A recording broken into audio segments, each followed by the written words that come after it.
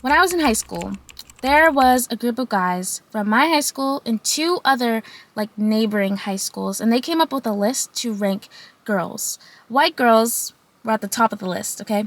And meaning the best. And black girls were at the bottom. But you want to know what they ranked above black girls? If you're new here, welcome. My name's Tiara, and on this channel we glow up internally and have fun doing it.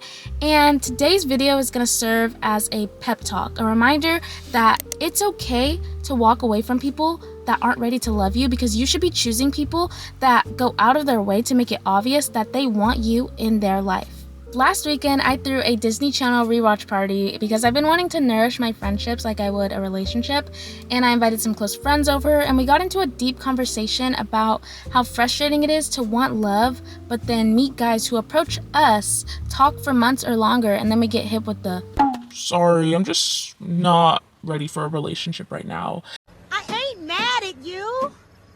I just want to talk to you. And it's so easy to feel discouraged by those situations or confused by mixed signals and then settle for a situationship. It's so easy to feel desperate for love when your options feel like they're slim to none. I don't think love should ever leave you questioning where you stand. So let's start with reminder number 1. Choose people who choose you. If you're constantly questioning your place in someone's life, that's a red flag. Being around people who genuinely value you will reinforce your self-worth and keep you from settling. This year in particular, I've been really focused on nourishing the relationships with people who care about me. I choose people who choose me, and I love me. Therefore, I will always choose me.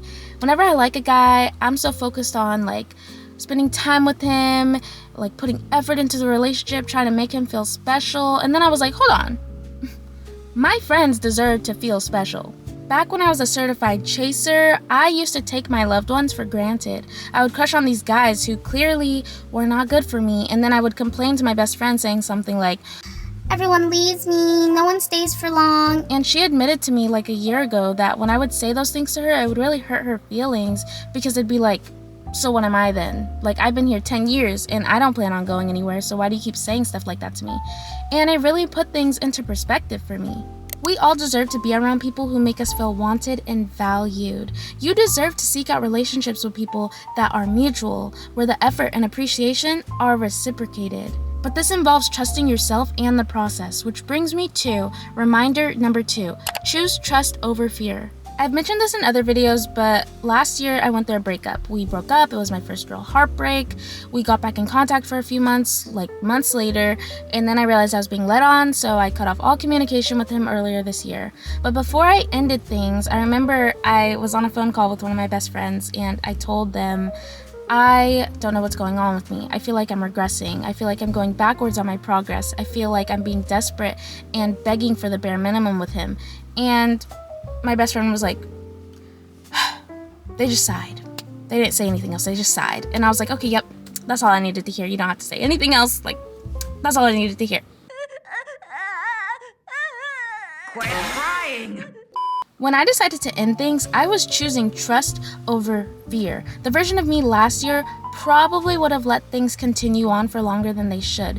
But as soon as I started to feel anxious and undervalued, as soon as I started to feel like an anxious attachment style was resurfacing, I said, nope. But before I ended things, I acknowledged my fears. What if settling is better? At least then you'd have someone. What if you just waited out a couple more months? Maybe then he'll see your value and want to commit. Maybe if you just put in a little more effort, he won't see you as an option. The version of me last year would have listened to that fear. She would have settled. But the version of me now responded with, thank you for trying to protect me. I know we don't know what's going to happen when I end things, and that's scary. I know that you just want to feel loved, but fear is a projection of my mind based on past experiences. I choose to believe that no matter what happens, I have the strength and resilience to handle it.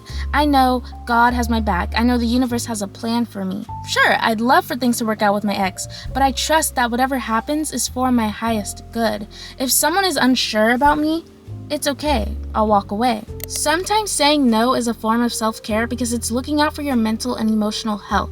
It's not your job to decipher someone's behavior or make them certain about you, because the person you end up with will be sure of you and they will make it obvious. They will want to put in effort. Whoever doesn't reflect that energy clearly just isn't your person, so choose trust over fear.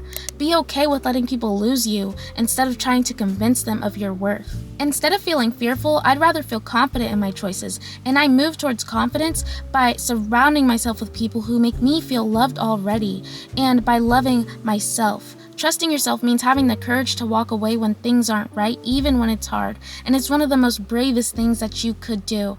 And that's why the last reminder is so important. Don't become desperate for love. It's okay to desire love. I desire love. My best friends desire love. We literally have a group chat called the Hopeful Romantics.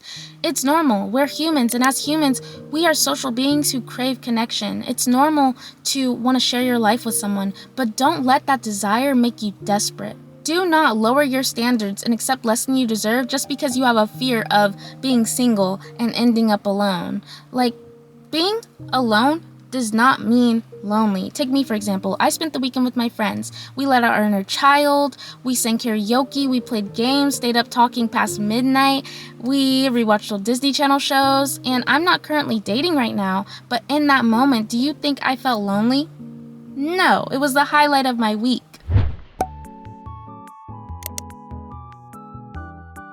But I had this dream right inside of me.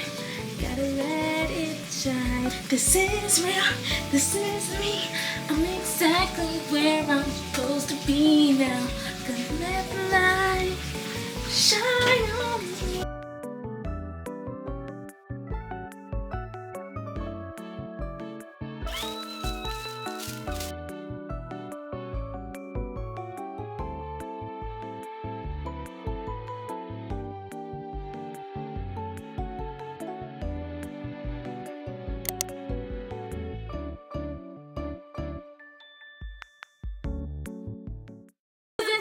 It's galore. You want thingamabobs?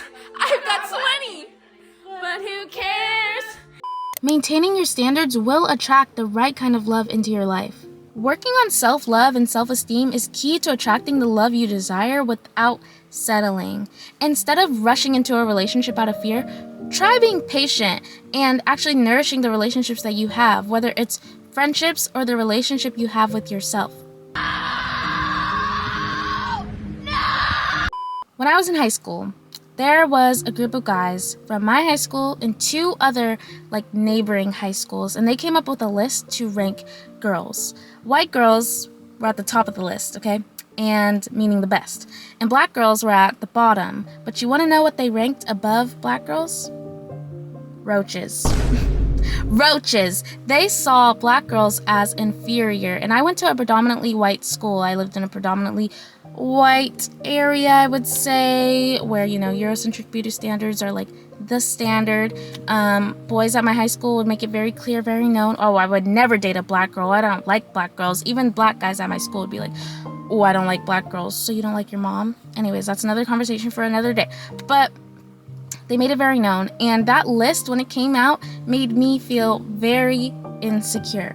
Whenever I'd crush on a guy in high school, I'd ask myself, oh, I hope he likes black girls.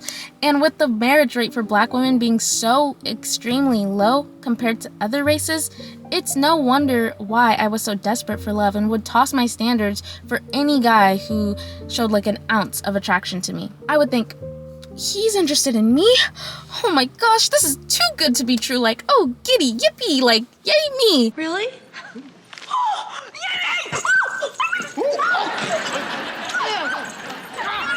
I would date guys who made me feel like I was hard to love, and that reeks of desperation. Don't limit yourself to such a small mindset like I did. It's okay to desire love, but never at the cost of your self-worth. You deserve to be with people who see and appreciate you for who you are. If you're in a situation where it feels like you're settling or you're holding on to someone who isn't sure about you, I want you to trust that you deserve better. Trust that you're worthy of love, and trust that the right people will choose you without hesitation. Choosing people who value you sets the foundation for healthy relationships. Thank you so much for watching. If you like this video, prove it by giving it a thumbs up and leave a comment below sharing any experience you've had around desiring love or feeling desperate for it. If any of what I said resonated with you, let me know. I want to keep the conversation going in the comments. And when you get off this video, I want you to go and text or call a friend and tell them that you love them, because they deserve to feel special just how your future partner does or your current partner does. Go tell your friends you love them. Bye!